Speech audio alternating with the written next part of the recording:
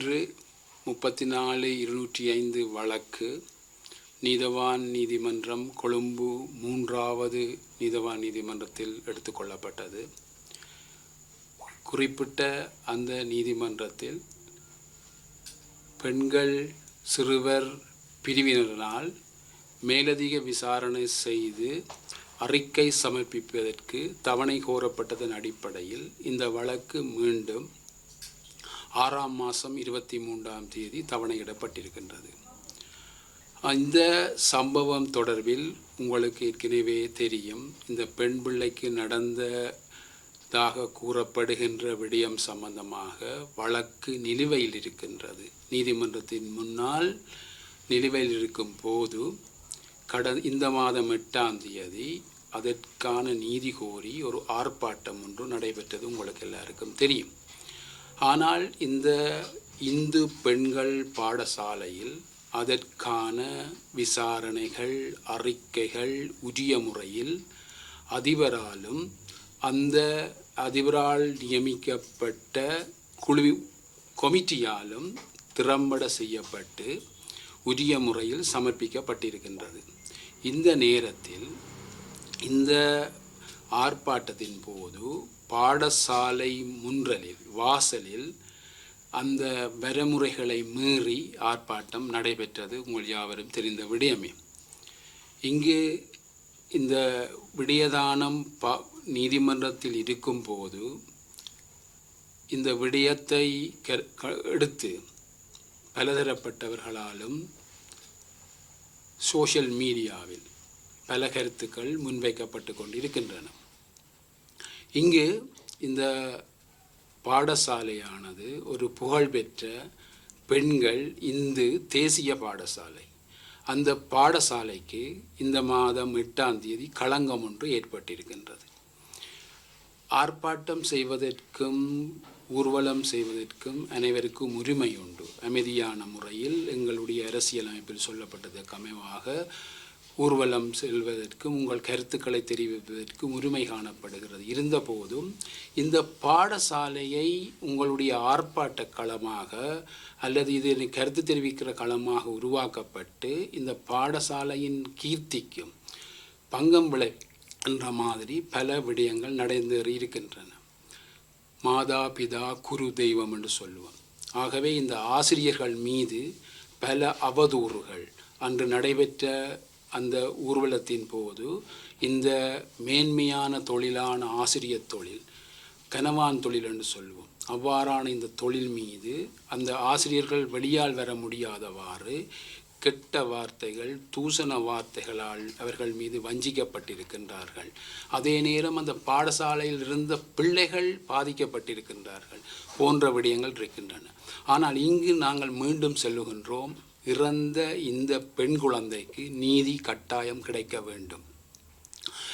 ஒரு பெண் குழந்தை மீது கை வைத்தால் கையை அல்ல தலையே எடுக்க வேண்டும் என்று சொன்ன தலைவன் இருந்த காலப்பகுதியில் வாழ்ந்த பலர் அந்த பாடசாலையில் ஆசிரியர்களாக இருந்து கொண்டிருக்கின்றார்கள். இந்த நடவடிக்கைக்கு இந்த பிள்ளை மீது நடந்த களங்கத்தை போக்குவதற்காக நடைபெறுகின்ற விசாரணைகளுக்கு பூரண ஒத்துழைப்பை இந்த பாடசாலை வழங்கி கொண்டிருக்கின்றது. இப்போதும் பல விசாரணைகள் நடைபெற்று கொண்டிருக்கின்றன.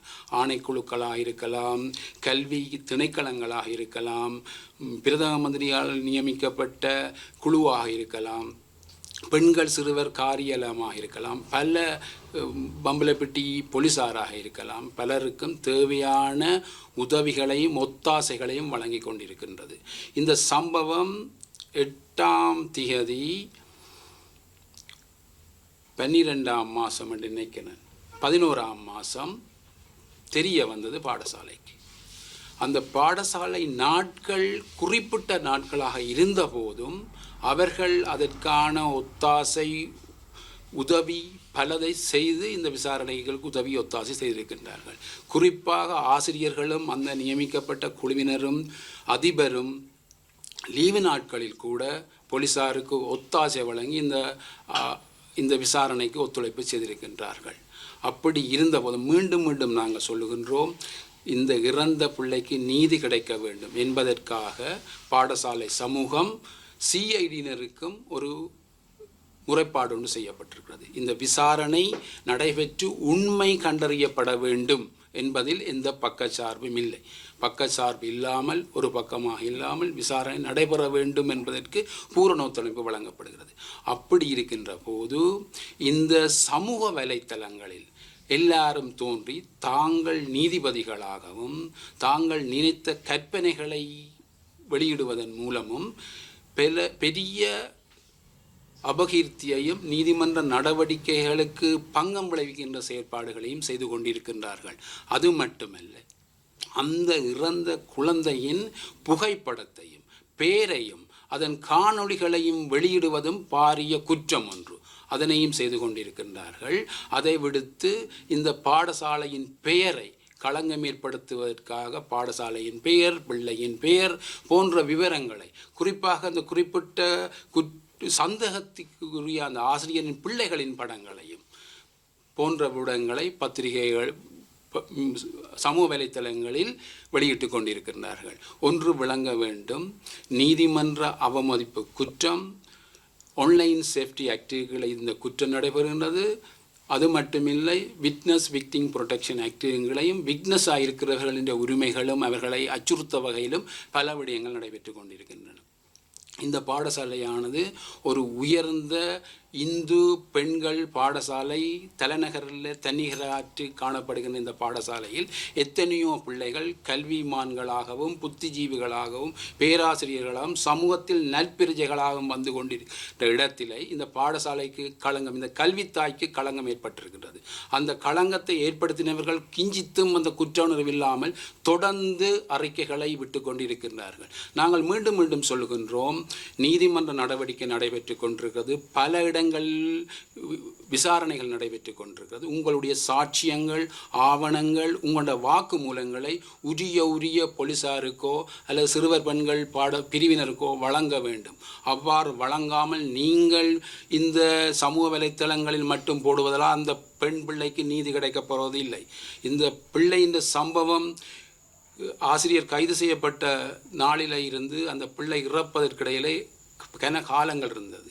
இறந்த பிற்புதான் நீங்கள் இவ்வாறான நடவடிக்கையில் ஈடுபடுறதுக்கு முனைந்திருக்கிறீர்கள். அதுவரை காலமும் அந்த பெண் பிள்ளைக்கான நிவாரணத்தை ஒரு தரும் இந்த சமூகம் நடவடிக்கை எடுக்கவில்லை என்பது ஒரு பாரதூரமான விடயமாக நாங்கள் கருதுகிறோம். ஆகவே இந்த விடயம் சம்பந்தமாக நீதிமன்றத்தில் வழக்குகள் இருக்கின்றது. மற்றது சமூக இந்த ஊடக நிறுவனங்கள், ஊடகங்களும் கூட ஊடக வரமுறையை மீறி, ஊடக தர்மத்தை மீறி கீழ்த்தரவான, இழிவான, தரக்குறைவான செயற்பாடுகளை செய்து கொண்டிருக்கின்றார்கள் என்பதை இங்கு நான் சுட்டிக்காட்ட விரும்புகின்றேன். ஒரு உதாரணம், இந்த அதிபரை ஆணைக்குழு விசாரணைக்கு அழைத்திருந்தது 14ஆம் தேதி. அவள் அதுக்கு போக முடியாமல் இருந்தது. 15ஆம் தேதி போயினவ சென்றிருந்தால் என்னுடைய சட்டத்தரணி மூலம் அவள் அந்த விசாரணைக்கு சமூகமாக இருந்தாள். 16ஆம் தேதி அந்த செய்தி ஒன்று வருகிறது, ஆசிரியரும் அதிபரும் ஆணைக்குழுவுக்கு சமூகம் அளிக்கவில்லை என்று பொய்யான அப்பட்டமான செய்தி ஒன்றை பரப்பியிருக்கின்றார்கள். அது மட்டுமல்ல, இந்த பாடசாலையானது கௌரவமான எத்தனையோ பிள்ளைகள், எத்தனையோ ஆயிரம் பிள்ளைகள் என்ற கல்வியை ஊட்டுகின்ற பாடசாலை. ஒரு அறை எடுத்து 10 பேருக்கு டான்ஸ் போடுற, குத்தாட்டம் போடுற கிளாஸ் நடத்துகிற பாடசாலை அல்ல. இது ஒரு கௌரவமான செயற்பாடு. அதை நாங்கள் தாற்பயமாக விளங்கி கொள்ள வேண்டும். இந்த விடயங்களை சில அரசியல்வாதிகள் தங்களுடைய கீழ்த்தரமான அரசியல் செயல்பாடுகளுக்காக இந்த விஷயத்தை எடுத்து பல விஷயத்தில் நன்மைகள் பெறுவதற்காக இவ்வாறான பல அரசியல் செயற்பாடுகள் செய்து கொண்டிருக்கிறார்கள். தொழிற்சங்கவாதிகள் சில பேர் சொல்லுகிறார்கள் என்னென்னு சொன்னால், ஆசிரியரையே இடமாற்றவில்லை, பிள்ளையை இடமாற்றி விட்டார்கள் என்று தவறான செய்திகளை, முழுதும் தவறான செய்திகளை நான் இந்த விடயம் சம்பந்தமாக துலாவாரியாக விரிவாக உங்களுக்கு விளக்கம் தர முடியும். ஆனால் நீதிமன்றத்தில் இந்த வழக்கு விசாரணை இருப்பதால் அந்த வழக்கு விசாரணைக்கு பங்கம் ஏற்படக்கூடாது என்பதற்காக நான் அந்த விடயங்களை கூற விரும்பவில்லை. அவ்வாறு கூறுவதாக என்றால் நீதிமன்ற அவமதிப்பு குற்றத்தை செய்தவனாக கருதப்படுவேன் நான். ஆகவேதான் இந்த விடயங்களை உங்களுக்கு இன்னும் தெளிவுபடுத்தி சொல்லலாம். யார் குற்றவாளிகள், இந்த பெண் பிள்ளையின் சாவுக்கு யார் காரணமானவர்கள் என்றதை நான் கூற முடியும். ஆனால் நீதிமன்றத்தில் விசாரணை நடைபெறுகின்றது, நீதவான் நீதிமன்றத்தில் நடைபெறுகிறது, பிள்ளையின் சாவு சம்பந்தமாக விசாரணை நடைபெற்று கொண்டிருக்கின்றது, சிறுவர் பெண்கள் பிரிவில் விசாரணை நடைபெற்று, ஆணைக்குழுவில் விசாரணை நடைபெற்று, பல விசாரணை சிஐடியில் விசாரணை நடைபெற்று கொண்டிருக்கிறது. ஆகவே உரியவர்கள் தயவு செய்து உங்களுடைய ஆவணங்களையும் உங்களுடைய ஆதாரங்களையும் உரிய நிறுவனங்களுக்கு வழங்குவதோடைய இந்த கல்வித்தாயின் மீது ஏற்பட்ட களங்கத்தை போக்குவதற்காக எவரும் முயற்சி செய்யவில்லை. குறிப்பாக நீங்கள் பார்த்தீங்கன்னா இந்த அதிபர் கூட 35 வருஷ ஆசிரியர் வரலாறை கொண்டவர். ஏற்கனவே 15 வருடம் ஒரு பெரிய ஆண்கள் பாடசாலை திறம்பட சேவையாற்றி எங்களுடைய பாடசாலையில் விரும்பி அவரை நாங்கள் உள்வாங்க கேட்டு 2.5 வருஷம் இந்த பாடசாலையை திறம்பட செயற்படுத்தி கொண்டு வந்தவர். அவருடைய சேவையையும் கேள்விக்குட்படுத்தி அவர் தனிப்பட்ட முறையில் விசாரணை செய்யவில்லை. குறிப்பிட்ட அதற்கும் ஆசிரியர்களை நியமித்து அவர்களோட பெற்றாரோட தொடர்புறதுக்கு ஒருவர் ஆவணங்களை பரிசீலிக்கிறதுக்கு பாதுகாக்கிறது என்று பலவிதமான செயற்பாடுகள் உரிய முறையில் நடைபெற்று கொண்டிருக்கிறது. யாரும் இது சம்பந்தமாக தேவையான விவரங்களை நீங்கள் பெற்றுக்கொள்ளலாம். அதை விடுத்து அபாண்டமாக இந்த பெண் பிள்ளைகள் படிக்கிற பாடசாலை மீது களங்கம் ஏற்படுத்தக்கூடாது என்றும் எவ்வாறான நடவடிக்கை ஏற்பட்டால் அந்த பெற்றார் மீது அந்த பிள்ளை மீது அக்கறை கொண்டவர்கள் நீதிமன்றத்தில் வழக்கு நடவடிக்கை நடைபெற்று கொண்டிருக்கிறது. நீங்கள் அவ்வாறு இலவசமாக சட்ட உதவி செய்கிறதுக்கு எத்தனையோ சட்டத்தரணிகள் காத்திருக்கின்றார்கள். அவர்கள் அணுகி நீங்கள் நீதிமன்றத்தில் உங்களோட கருத்துக்களை வைக்கலாம். அதை விட்டு இந்த சோஷியல் மீடியாவில் உங்களோட கருத்துக்களை வைப்பது தவறான விடயம். அது நீதிமன்ற நடவடிக்கையை களங்கம் ஏற்படுத்தும், அதை பாதிக்கும் என்று சொல்லி இவ்வாறு நடவடிக்கை மேற்கொள்ள வேண்டாம். இந்த வழக்கு மீண்டும் 6ஆம் மாதம் 23ஆம் தேதி அழைக்க இருக்கின்றது. அது மட்டுமில்லை, இந்த ஆசிரியர் கூட இதுக்கு நீதி வேண்டும் என்றதுக்கு அடிப்படையில் பல இந்த அதிபர் மீதும் கூறியிருக்கிறார், நீங்கள் இவ்வாறான நடவடிக்கை கட்டாயம் ஏற்படுத்தி தனக்கு தீர்ப்பு தர வேண்டும். இவர் சந்தேக நபராக காணப்படுகின்றார். இன்னும் குற்றம் நிரூபிக்கப்படவில்லை. ஆகவே இவ்வாறான தவறான அவருடைய பிள்ளைகளின் படங்கள் அல்லது இந்த மாணவர்களின் படங்கள் இவ்வாறான படங்களை பரப்புவதை பிரசுரிப்பதை தயவு செய்து தவிர்க்குமாறு நான் கேட்டுக்கொள்கிறேன். நன்றி.